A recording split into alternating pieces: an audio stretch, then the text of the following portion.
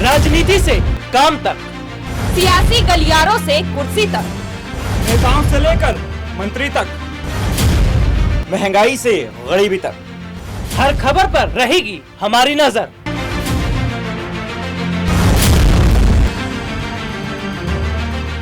नमस्कार, मैं हूं राहुल शर्मा। आप देख रहे हैं SP9 न्यूज। स्वागत है आप सभी का हमारे इस खास प्रोग्राम में।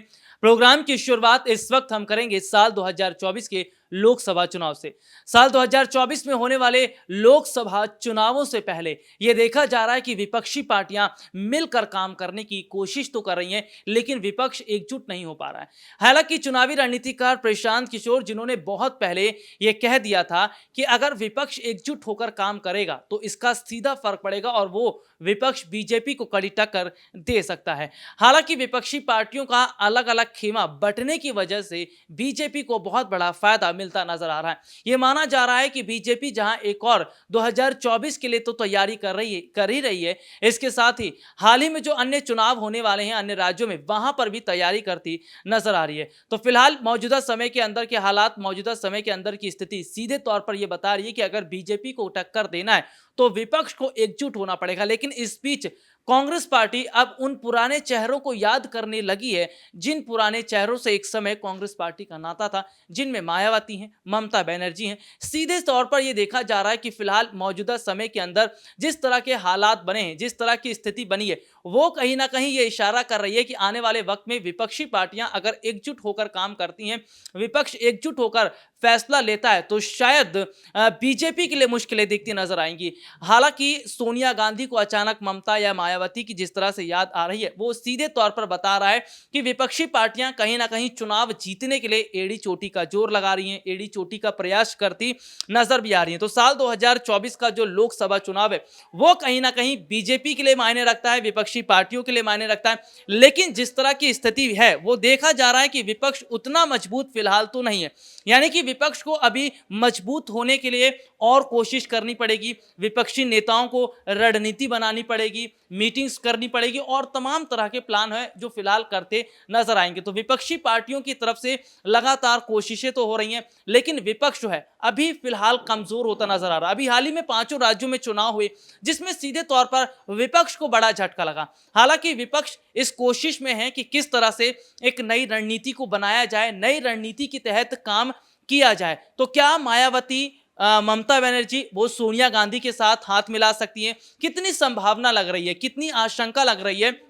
फिलहाल चुनावी रणनीतिकार प्रशांत किशोर जो ये कह चुके हैं कि कांग्रेस पार्टी को अपने मुद्दों पर काम करने की जरूरत है, कांग्रेस पार्टी को लगातार उन नीतियों पर काम करने की जरूरत है जो काम वो कर रही है। तो कांग्रेस पार्टी के पास इस वक्त देखिए मुद्दे बहुत सारे हैं, लेकिन सीधे तौर पर हम ये देख रहे हैं कि फिलहाल कहीं ना कहीं जिस तरह कांग्रेस पार्टी की तरफ से जो मीटिंग हो रही है या कांग्रेस पार्टी की तरफ से जो रणनीति बनाई जा रही है, वो सीधे तौर पर इशारा कर रही है कि वाकई आने वाले वक्त के अंदर बहुत बड़ा बदलाव होता जरूर नजर आएगा। फिलहाल यहाँ पर बात करेंगे 2024 को लेकर, इसके साथ ही साथ अन्य राज्यों को चुनाव को लेकर।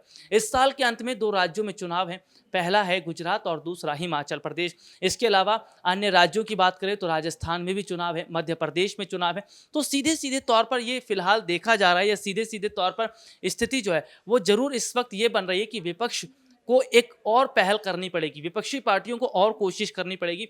लेकिन चुनावों से पहले अचानक मायावती या ममता बनर्जी की जो याद सोनिया गांधी को आई है, चुनाव से पहले जिस तरह के हालात दिख रहे हैं, ये हालात क्या विपक्ष के लिए बेहतर होते नजर आएंगे? फिलहाल यहाँ की अगर हम बात कर लेते हैं यूपी विधानसभा चुनाव की, जो अभी हाल ही में 2022 के अंदर हुआ, उसमें समाजवादी पार्टी ने बीजेपी को कड़ी टक्कर तो दी, लेकिन सीधे तौर पर फिलहाल ये जरूर देखने को मिला है कि समाजवादी पार्टी वो आंकड़ा नहीं छू पाई जिसको छूने की कोशिश कर रही थी। लेकिन कांग्रेस पार्टी के लगातार बिगड़ते हालात पर अगर चर्चा की जाए या फिर फिक्र की जाए तो ये सबसे बड़ी बात है कि कांग्रेस पार्टी लगातार गिर क्यों रही है, पार्टी से लगातार इस्तीफे क्यों देखे जा रहे हैं। हालांकि कांग्रेस पार्टी को जल्दी अध्यक्ष पद को लेकर बड़े कदम उठाए जाने चाहिए। इसके साथ ही जो युवा नेता पार्टी में शामिल है उनको लेकर भी बड़े कदम उठाए जाने चाहिए। अगर वक्त रहते कांग्रेस पार्टी इस तरह के कदम को उठाती है तो शायद पार्टी और ज्यादा मजबूत फिलहाल होती नजर आएगी। तो ऐसे में सोनिया गांधी की यहाँ पर बहुत बड़ी भूमिका है, बहुत बड़ी जिम्मेदारी है, क्योंकि पार्टी आलाकमान है।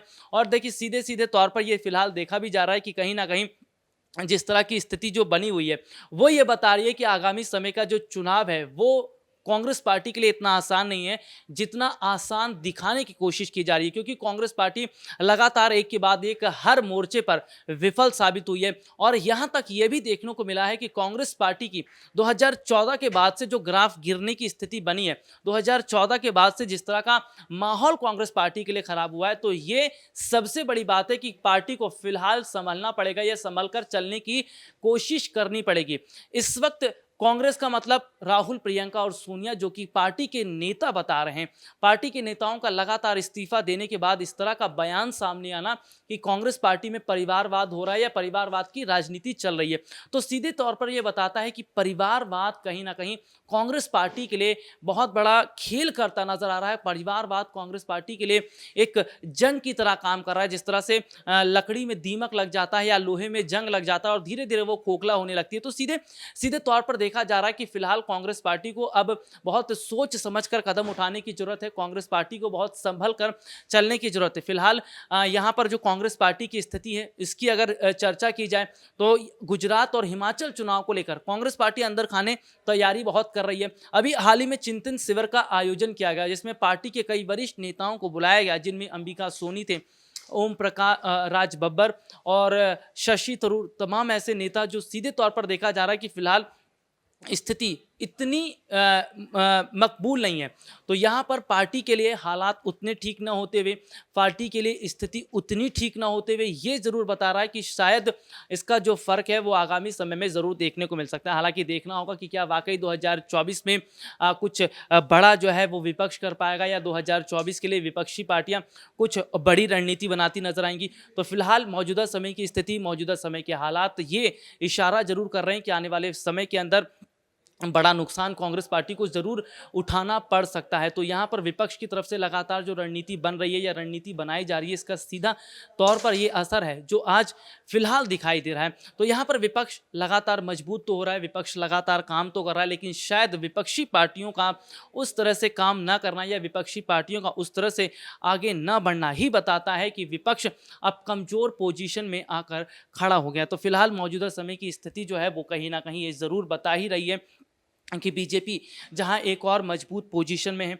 बीजेपी जो है वो लगातार रणनीति बनाती नजर आ रही है। और फिलहाल लगातार हम लोग ये देख भी रहे हैं कि चुनावों में किस तरह से पार्टी को बड़ा झटका लग रहा है, चुनावों में किस तरह से कांग्रेस पार्टी की स्थिति जो है वो फिलहाल खराब होती नजर आ रही है। तो कांग्रेस के लिए आने वाले समय के जो चुनाव है बहुत मायने रखेंगे।